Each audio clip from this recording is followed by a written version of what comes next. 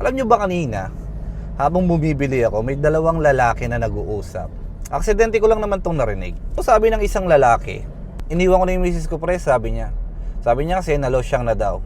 So umalis na ako, yun lang talaga yung pinaka narinig ko. So nagulat ako dun. Biruin mo porke nalosyang daw yung kanyang asawa, iniwan na niya. How dare you? Guys, alam nyo ba na kapag nalolosyang yung mga babae, karamihan kasalanan ng lalaki? Ito ay para sa akin lang po, no?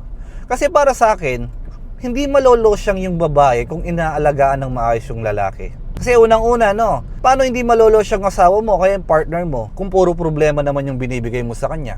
Kasi sa totoo lang, kahit gaano pa kaganda yung asawa mo o yung partner mo, kahit magandang maganda pa yan, kung puro stress naman yung binibigay mo sa kanya, talagang papangit yan, mapapabayaan talaga yan. Kaya tayong mga lalaki, wala tayong karapatang magreklamo kung pumakit man yung katawan ng ating mga asawa. Kasi parte ng ano yan pagiging ina nila eh. Kung marunong ka mag-alaga ng asawa mo, ng partner mo, hindi papangit yan. Ito yung pinakaunang-unang nakikita kong dahilan kung bakit pumapangit yung mga partner natin. Kadalasan, puro stress yung mga binibigay ng mga lalaki sa kanila. Kasi kung hindi mo ini-stress yung asawa mong babae, panigurado laging blooming yan araw-araw.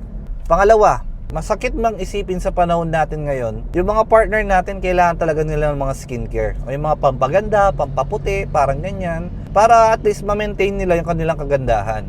Ako nung nahihirapan pa kami sa buhay, mga basura, nakakayaman sabihin, pero ang ginagawa ko, kapag magsasahod ako, merong nakalaan dyan para kay Mrs. para sa skincare niya. Kahit yung sa